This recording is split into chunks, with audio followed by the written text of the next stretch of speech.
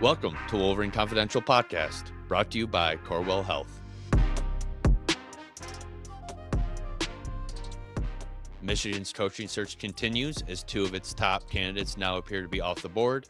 What's next in the Wolverines' pursuit of Sharon Moore's replacement? Plus, Michigan offensive coordinator Chip Lindsey is off to the SEC. We discuss that and more on this episode of Wolverine Confidential Podcast. Aaron, happy Monday to you. Listen, we normally don't dive into hoops too much when Andrew isn't on the pod. I mean, he's the expert, the best Michigan basketball beat writer out there. So usually we lean on his hoops insight on this pod. But guess what? You were at the men's game yesterday, 102-50 thumping over the LaSalle Explorers. Give us your takeaways. I've seen this team play a little bit this year, obviously watching on television, to see them play up close and personal. They're good. They're very good. And I know LaSalle isn't anything to write home about. They're 4-9. I don't know where they're picked in the A10, but they probably weren't near the top. This was an impressive victory. This is an impressive team. They do everything right. They're deep. They push the pace and the tempo, and they can score quickly. It was a dominating performance. They had a 22-2 run, I believe, there in the first half that kind of opened the game up, and then they started the second half on another monstrous run that put this game out of reach quickly. Of all the lopsided performances Michigan basketball has had this year, this was the most lopsided. 52-point win, as you said. They played excellent. Their bench outscored LaSalle from a points perspective. Michigan shot 50, almost 55% from the floor, 14-29 from three, held LaSalle to 2 for 21 from three. And that's the game and they forced 20 or 19 turnovers. So between the turnovers and the shooting on both sides of the ball, that's your game. Michigan's 11-0 heading into their holiday break. They get McNeese next Monday at Chrysler. Probably be 12-0 after that. So it was illuminating to be up close and see these guys like up close and personal, because they genuinely seem to like each other. And before the game, Yaxel Lenenberg's wearing a Roddy Gale jersey, just kind of joking around. So like guys are clearly on the same page, and Dusty May talked about it after the game. Just the camaraderie and the chemistry is there. This is a team that likes playing with one another. They're sharing the basketball, and they're winning because they're doing a lot of things right. And it's not just one thing. And I think that's the hallmark of a good basketball team, right? When you do a lot of things right, they can cover up some deficiencies. And when they go up against better competition later on down the road, it will certainly, I think, show up. So this team is very good. I'm hesitant to say this because I haven't seen all the competition. I'm not around them every day, but I think they're gonna make some noise here come March. Yeah, I mean, it's pretty wild with how lopsided their victories have been so far this year. Really, really impressive. But let's pivot now to football.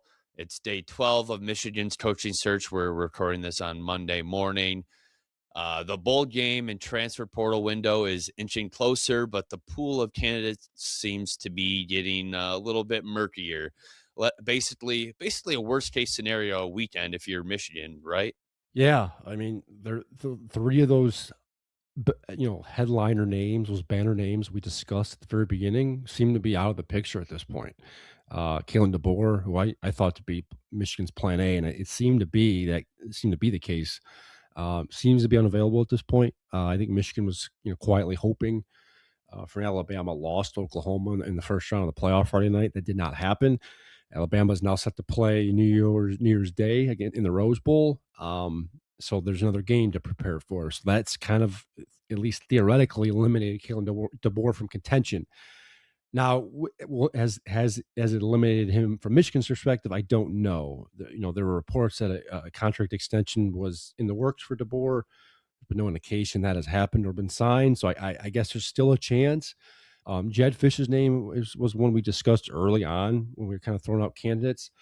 His name is certainly quieted in recent days. There have been reports, and I haven't been able to corroborate this, but there have been reports that that something came up flagged in his background check. Some type of mitigating factor that may have kind of almost kept him off of Michigan's radar at this point. So that's probably why you haven't heard a lot of Jedd Fisch's name in recent days. And then Kenny Dillingham was a third name, and it seemed like he'd been growing in popularity among the Michigan fan base for a while. Based on his statements last week and the week before in Tempe, he seemed willing to listen to Michigan, talking about his love for Arizona State and obviously everything else. But he was throwing a lot of praise at Michigan's way as well, calling it the best job in the country, and he's praising the resources, something he's working on, trying to improve at Arizona State. So he has signed a contract extension with Arizona State. He did so a few days ago, Friday night, Saturday morning. That seems to eliminated him from contention now. So three candidates, I think all Michigan fans probably would have taken in some form or fashion, seem to be off the board at this point, leaving Michigan having to look elsewhere. Yeah, I mean, now Alabama moves on to face Indiana on New Year's Day. So that's not if you're waiting and still holding out hope for him, I mean, that's a long time to wait now with the transfer portal opening up on January 2nd. And I'm sure at the start of that game, Michigan fans were starting to salivate a little bit. I mean, Oklahoma hits Alabama in the mouth right away, jumps out to a 17 to nothing lead. The tie looked absolutely horrendous. It's like, oh my God, this team made the playoff. And all of a sudden they rattle off 27 straight points, absolutely take control of that game, which I mean, we were both there in Norman when Michigan played there earlier this year. That's a tough environment. I mean, it seemed like or Oklahoma had that game and was going to be on cruise control, and just a pick six there in the second quarter really flipped the tide, so to speak. And yeah, I mean, it was all Alabama after that. Yeah, and now it's like, yeah, it's hard to see DeBoer leaving there when he has this team in the quarterfinals. Yeah, and the working idea among Michigan internally for the search firm and behind the scenes was that if Alabama had lost that game, especially in the fashion that that it opened, down 17 nothing and heading toward a blowout, had that happened, I think Michigan had felt like the pressure from the Alabama fan base would have at least um, you know forced the board to at least listen to what they have to say. Now, I don't know if he would have accepted or taken a deal, but I think the pressure itself, the pressure cooker down there in Tuscaloosa, the expectations of making a playoff and competing for the national championship every year maybe would have gotten to Kalen. But the fact that they're able to come back and win that wild game, it bought him some time here, bought him in Alabama some time. Because certainly it sounds like the Alabama administration still remains high on Kalen. They like what he's done. The support has been there, and Keelan has said so. So, yeah, that was a wild game. You thought it was going to go one way, and then suddenly it goes the other. And not only that, but it throws Michigan for a loop because they've got to figure out a plan B here. Yeah, I mean, yeah, definitely have to figure out a plan B, but exactly what that plan B is, anyone's guess at this point. I mean, if you're Michigan, where do you kind of pivot now? Who do you have your eye on now? Well, there have been a few names floating out there. One of them has been out there basically from the very beginning, and that's Missouri's Eli Drinkwitz. Our colleague Larry Lage at the AP reported about a week ago now that Michigan had actually reached out to Drinkwitz's representation about interest in the job. So conversations clearly have been happening behind the scenes with Eli. It's unclear how far those have advanced since then, and it's important to note too. Drinkwitz shares an agent with Kenny Dillingham. So there, it made sense as to why you would reach out to those two early on to gauge interest and field interest. So Drinkwitz was a name that came up early. There hasn't been a ton of movement since then. But the name that's kind of jumped out recently, behind the circle, behind closed doors, so to speak, has been Louisville coach Jeff Brom. His name apparently has been floated out there for at least having interest in the job. The interest seems to have been reciprocal. Brahm's a interesting guy. He had success at Purdue. He's an offensive mind, good schemer, decent recruiter. But is he the long term solution? And that's something Michigan's going to have to determine here moving forward. And as you go further down the list of candidates, it's a decision Michigan's going to have to make. Is this candidate, whether it's Jeff Brom, whether it's Eli Drinkwitz, whether it's someone else they're looking at, do they fit the bill as a long term solution, as that long term answer for Michigan football? Because obviously, I think if you were to look at Kalen DeBoer, you could say certainly he would be a fit. Dillingham would be a fit, maybe even Jedd Fisch. But the longer you go down the list, I think the more questionable the candidate becomes, not necessarily in terms of, football knowledge, capacity, etc., but just in terms of being a cultural fit and being a long-term guy here at Michigan. That's something Michigan's going to have to weigh, with the converse of sticking with an internal option, whether it's Biff Poggi or someone else. So the longer this goes, the further down the list this goes, the more murkier it gets for Michigan. So we're in for a interesting next week. Ward Manuel and the folks behind the scenes have been telling players and staff that they hope to have this settled by the end of the month. I mean, that's obviously the goal, with the transfer portal set to close January 2nd. But at the same time, you don't want to make a hire just to make a hire, right? You want to find the right person, or at least determine a plan forward. So that's something Ward Manuel and the search firm have to figure out here. The clock is obviously ticking with regards to transfer portal and trying to keep this roster intact. But it's a very weird situation. Michigan probably didn't expect to find themselves in. Now, as you said, we're 12 days since Schromore's firing. Yeah, definitely not an enviable position at all. But I mean, I think yeah, there could be, you could be able to sell any of these next batch of candidates to the fan base. I think even earlier, I think Drinkowitz is a little bit underrated. I feel like as far as a resume goes, like it's right on par, for even better than Dillingham. I mean, was 12-1 in his one season at Appalachian State before heading to Missouri, and he's been 46-28 at Missouri over 6 years, which is, I mean, in the SEC for most of those, that's not too shabby at all. I mean, 11-2 in 2023, 10-3 in 2024.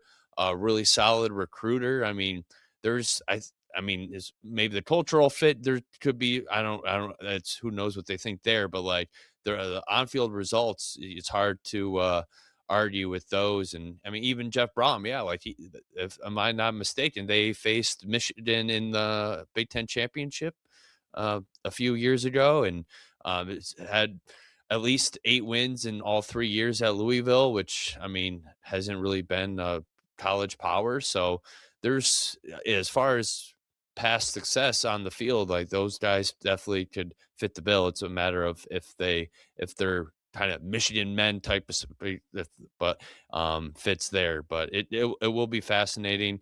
And then there's, yeah, the whole Biff Poggi interim potential too. Like, do you make him maybe the coach for a year? Like, I mean, it's just, it's tough too, because he, I don't, how would you evaluate him as a potential fill in until you can, maybe another pool of candidates opens up next year, or midway through next year? I mean, that doesn't seem like an ideal option either, right? Yeah, before Biff, I want to go back to Brom and Drinkwitz for a minute. Drinkwitz has done a very good job of punching above his weight, I would say, at Missouri. Obviously, first at the Big 12, and since the last few years at the SEC. He's in an unenviable spot there in the SEC. A lot of competition, a lot of resources, a lot of big brand football programs, and quite frankly, Missouri isn't one of them. But they've done a very good job of building around him with the resources and NIL to help supplement things. And like, they've had some successful years. There's no doubt about it. They've won some games, and you do wonder how, if Drinkwitz could translate that, or replicate that at Michigan. It's very possible he could, and maybe in a little bit easier of a situation. You do wonder how that would go. I would be curious to see if it would work, but I do question if there's a cultural fit there. If he would be a guy that is familiar with Michigan's history, Michigan's values, et cetera, et cetera. And look, he's on record, during those COVID year, or next even the COVID years, during Michigan's run of the national championship, poking fun at Michigan for the sign stealing stuff and everything else. So you do wonder if that matters, if that's something Michigan remembers or will take into account. And then Brom, I like Brom. I think he's an interesting schemer. I think his teams have done a very good job historically of playing up to the competition. The problem is his teams have also lost some games that they probably should have lost either. So you do wonder if that, if that's a concern, right? Can he rattle off consistently win 9, 10, 11 games at Michigan in the pressure packed Big Ten schedule? I don't know, but he is an intriguing name. As for Biff, um, it's a situation I've wrestled with over the last few days, right? Because it's all going to come down to what Michigan wants, at least in the true immediate, right? Do they want to try and keep Bryce Underwood? Do they want to try and keep a majority of this roster intact? Because I think the assumption is if you keep Biff in the role that you're going to keep most of those folks. Maybe you keep most of the staff, and you try and keep this together for another year, and maybe you can take a flyer and get a first crack at the coaching cycle next year. That's certainly plausible pathway, especially if the candidate pool either dries up or it doesn't become what you want it to be. So I do think Biff Poggi is in place. There's a pathway for him to get the job for at least a year or two. I don't think he's a long term solution. That'd be crazy. I mean, Biff has said himself. He said it earlier this year after he filled in for Sharon in weeks 3 and 4 that he didn't want to be a head coach again. That wasn't really something in his plan, but I think his devotion and loyalty to Michigan have him in this spot. I think he's willing to do it. I think help the kids, help the roster. He's very close to a lot of these guys. They respect him, they like him. And I think the idea is if you keep him around, you can try and keep some of these folks because the reality is if you do a wholesale change here with the coaching staff, there's gonna be a lot of changes made, not only with the coaching staff but with the players, and that's you risk blowing things up. Maybe that's what needs to happen. That's not for me to decide, but if you're pro keeping some of these guys, at this point, Biff may be the best option.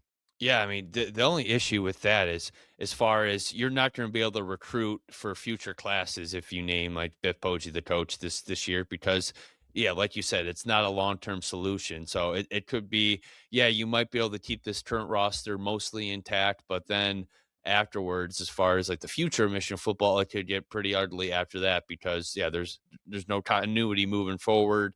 A lot of unknowns, a lot of uncertainty. So it's yeah, the Michigan has a lot to weigh at this juncture, and I don't really know what the right pathway is because I mean it's all roads end to yeah, not a light at the end of the tunnel necessarily. So it will be If you're Michigan, you should be making your decision based on the best situation for the program long term, right? You shouldn't be hiring in a long term fashion. I know that may hurt to hear or hurt to say, but you don't want to be looking for another coach 3 or 4 years down the road because your next hire bombs out or can't handle it or doesn't have the experience or whatever the case may be. So you have to make a good hire. And the problem is the timing hasn't been great. We've talked about this, right? The coaching cycle has sort of ended. Yes, there are interested candidates. Yes, Michigan is intriguing for a lot of different reasons. But you didn't exactly get first crack or even a crack at some of these other names that were available just a month ago, a few weeks ago. Michigan's late here, and it's not really their fault. I mean, I guess you can make the case it is their fault, but this is obviously on their coach and his actions just a few weeks ago. So Michigan's not in a great place right now from a hiring standpoint. They don't have a lot of leverage, and we haven't even talked about the situation at the school, right? And we talked about this last podcast we did, like. They're still hiring a new president. From our reporting at MLive here, it should happen here soon. We're expecting in the next month or so. But what happens in the athletic department is under investigation. Is Ward Manuel going to be, in charge a year or two from now? And from what I'm being told, he is the one. He's going to have a hand in making this hire. Now, does he have the final say? That I haven't been able to discern, but he is helping lead this charge here in the search for a new head coach. Obviously, he's getting help from the executive search firm in identifying and vetting candidates. But from what I've been told, Ward is going to have a say in this hire. So that would signal to me that, at least right now, they're planning to move forward with him as the AD. So clarity would be nice in this situation. I think candidates that are interested in this job are probably seeking that because without it, I mean, it makes it certainly less enticing. One more name I want to throw out there too, and kind of get your thoughts too. I've seen as a potential candidate, Kyle Whittingham of Utah. Yeah, I've seen his name out there too. He stepped down from Utah about like a week or two ago. Some folks there thought it was a retirement. He came out unequivocally and said, "No, I'm in the transfer portal." He's basically done at Utah, but he's said he's not done coaching. So his name has been thrown out there a little bit. I'm sure Michigan's entertained the idea. He's an older. I think he's 65 or 66 years old. 66, yeah. Yeah, so again, that's another situation where, like, is he a long-term solution? He might be another, good bridge option for 2 or 3 years to maybe stabilize things, but is that what he wants to do? Does he view himself that way, right? It sounds like he's still interested in coaching, and in that case, I think he'd wanna be around here longer than just a couple of years, and as you said, the age, well, not a deal breaker, calls into question, can he do it at that age, right? It's head coaches are now more CEOs. They're dealing with NIL. They're dealing with parents. They're dealing with agents. There's a lot more going on than just coaching and being from the X's and O's perspective. And Whittingham did a very good job of it at Utah. He was another coach who I think punched above his weight in terms of resources and just recruits and the type of player he got in there. Maybe you can have success again doing that at Michigan with maybe better players and more resources. I don't know. But again, he's an older dude. Is that someone you want to bring in and be the long term answer or long term, be the long term coach of this program? Yeah, I mean, I had Jake Butt on our last podcast, and we talked a little bit about Whittingham, and Jake Butt played Utah when he was at Michigan in Jim Harbaugh's first season, and he was really impressed with how Whittingham prepared his team and had his team ready to go, and yeah, Michigan lost that game, and yeah, I mean, it's just consistency from Utah under Whittingham, and a lot of production from the quarterback position too, which obviously if you're a Michigan fan, that's what you want to see, especially when you have a talent like Bryce Underwood.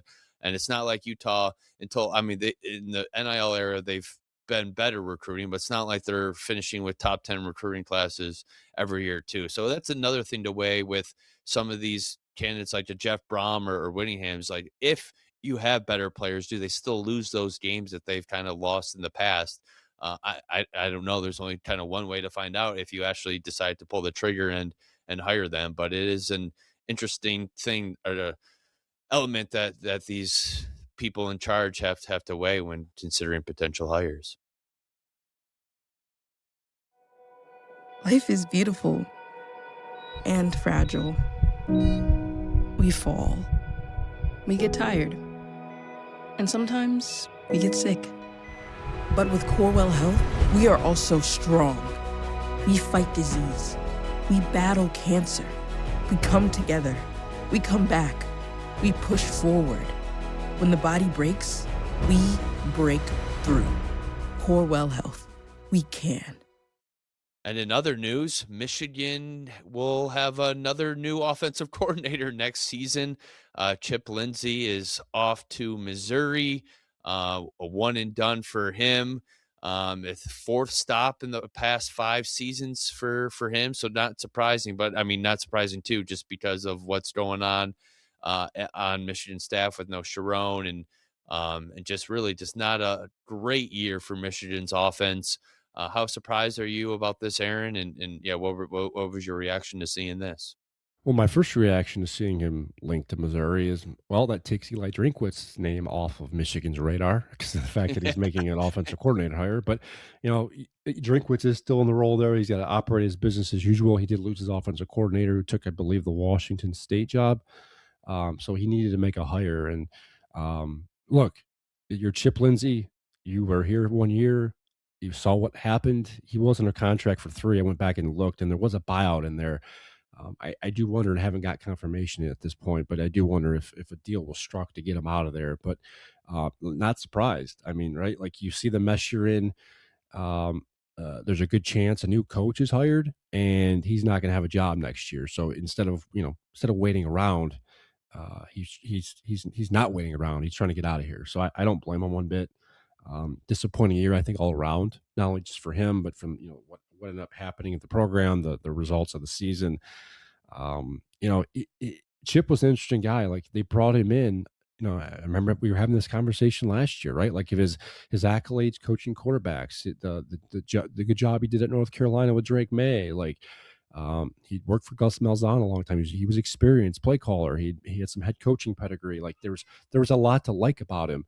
And there was a disconnect there. I don't know if it was with Sharon Moore. I don't know if it was with Bryce Underwood himself, but clearly, we talked about this, right? Like as the season went on, you didn't get the feeling that Bryce Underwood was getting better to like he was improving like you wanted him to. And we haven't gotten clear answers as to why. We don't know how much of that was Chip. We do know that before Sharon was fired, he was looking to hire an additional quarterbacks coach, an experienced one, to help work with Bryce Underwood and Michigan's quarterbacks. So, very odd situation. And look, not a surprise. It wouldn't surprise me at all if you see a few other assistants maybe look to leave here soon, especially the ones with leverage. So, probably not the first departure we're going to talk about.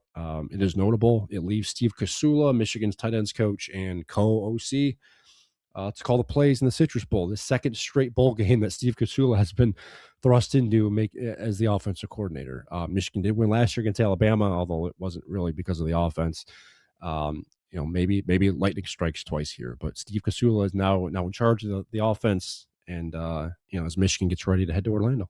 Yeah, and that's another element to all this too is like these assistant coaches are on staff right now trying to help keep this team together, but like they have to think about their futures too. And like right now, the head coaching carousel is kind of slowed a bit, but there's still new coaches trying to fill up their staffs, and even coaches all around the country filling up their staff. So it's like if you're Michigan, do you wait around, or a Michigan assistant, do you wait around and see what happens with the university if you can retain your job, or do you find another opportunity elsewhere and just say, you know what, this is I want more stability and what's best for me and my family, and do that too. So it's it's so many layers to this, and there's so many more dominoes to fall in this whole saga. I mean, we haven't even talked on this episode anything more on like Sharon Moore updates and other stuff that's come out too. I mean, his next court date isn't for another month, but I mean, who knows what's going to continue to come out in that regard. Yeah, it's a weird situation because all Sharon Moore's assistants were under contract for at least another year, in some cases two. So they're obviously tied to the school, and some of them have large buyouts that Michigan or Michigan would have to pay, or if in the case of some of these assistants going to other schools, the other school or the actual coach would have to pay. So it's not easy to get out of these things. My guess is if Michigan does make a hire here or looks to make a new head coaching hire, some deals are going to be struck with some of these assistants so they don't have to pay the full buyout amount, but we'll see. Some of these coaches are getting paid good amounts of money, so that there's maybe some incentive to stick around and continue. But again, the reality is if a new coach is hired, they're likely going to come in and clean house. Maybe they might keep a couple assistants. That's usually the case for just stability reasons. But the reality is most of them will get broomed out of here. So, as I said, don't be surprised if you see some other guys looking elsewhere, here in the next couple of weeks. Yeah, and some other news: Michigan Citrus Bowl opponent Texas and Steve Sarkisian does make their coaching move too, and they get a new defensive coordinator, a name a lot of people know, Will Muschamp, heading back to Texas where he's had a lot of success previously. They fired former DC Pete Kwiatkowski. I mean, Michigan will be facing a new DC in the Citrus Bowl. Any thoughts there, Aaron? Yeah, familiar name. Will was the head coach at South Carolina when Michigan played him in the bowl game in 2017. Defensive-minded coach, there's no doubt about it. He's had pretty good track record. He's an older, experienced guy. Texas is bringing him in. I think he spent the last couple of years on Georgia's staff. I don't know how much that's going to change what Texas is trying to do. Perhaps there might be some schematic differences here. But yeah, it's something to note, something Michigan's gonna have to prepare for and try to figure out. But he's a veteran name. It was interesting because I thought Texas defense was pretty good this year. So it was interesting move. I don't know the behind the scenes there, but clearly Steve Sarkisian felt like a change was necessary. So And if you're gonna make one, now's the time with some time to kind of adjust and prepare. And you do have a bunch of practices to try and change things. So how much it changes for Michigan, I don't know. I know Texas has had they've had a couple of opt outs already from a player perspective. We should know more here as time goes on. Yeah, I mean, we're still waiting on some word on potential opt-outs for Michigan too. One of them that appears probably most likely to opt out now is Derek Moore, who declared for the NFL draft. And then some transfer news that happened last week. Jaden Davis, backup quarterback, plans to enter the portal. Not really a surprise there, but yeah, care to weigh in? Yeah, I mean, Derek Moore, not surprised. Of all Michigan's draft eligible players, he's probably up near the top in terms of just projection wise. I don't know if this Michigan team has any day one guys, but Derek Moore could certainly be a day two guy, especially if he tests well and does well at the combine. He did put out a statement a few days ago over the weekend that he was leaving. I mean, that wasn't a surprise. He's out of eligibility, and you see some guys do that just to kind of say goodbye, and that's the notable thing here, right? The timing of this, the fact that he's doing this before the bowl game signals to me, and it's kind of a subtle way of saying, "Hey guys, I'm done here. Goodbye, thank you." He's not going to play in the bowl game, so that's kind of what I get out of that. I wouldn't be surprised if you see some other guys do the same. Jay Barham, he's an interesting guy to watch. As for Jane Davis, again, not another surprise. Hasn't gotten a lot of playing time, hasn't really developed maybe the way Michigan expected. And look, Chip's leaving. He's lost his last quarterbacks coach, Kurt Campbell. There's really no reason for him to stay at this point, especially if Bryce Underwood's going to come back next year. So a curious case of what could have been with Jane Davis, right? He was a highly touted recruit. He played well in high school. There was thought that he could be the next guy here. It just never worked out. Lot of issues mechanically with him. And even when they did throw him in the game, he didn't exactly play particularly well. So he'll find opportunity, I'm sure, somewhere else, but it's not a huge loss for the Michigan quarterback room. Last thing here before we wrap up, yeah, we do speak with Biff Poggi later this afternoon or early afternoon, late morning. First time he has spoken publicly to local media here in Ann Arbor since Jerome Moore's firing. So I'm sure we'll have a lot of content coming from today's podcast. But anything in particular you're interested in hearing from him today, Aaron? I mean, I'd be curious to hear more about just the fallout of the aftermath, right, of December 10th, and how the players, responded to the Schroen news.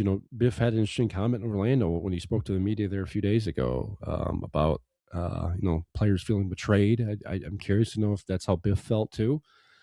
He was obviously, close with Sharon. He filled in for him earlier this year. There was a relationship there. But yeah, and that preparation, right? Like Biff said, he's been doing a lot of listening to the players the last week or so. A lot of Zooms with parents and recruits and players and everything else. So they're trying to keep the line of an open line of communication here. I think that's probably the best course of action at this point when you don't know what's going to happen. The honesty is the best policy, and it sounds like that's what Biff is trying to do at this point, to try and keep everything intact. So, aside from losing the OC, losing a couple of players, he's doing a good job. We'll see if they can keep up. There's still 9 days until the bowl game. Obviously, decisions can be made, and a head coach could be hired before then. But yeah, we'll hear all about that. I expect to, at least today. Yeah, and one last thing too is credit to a few Michigan players that spoke to the media late last week.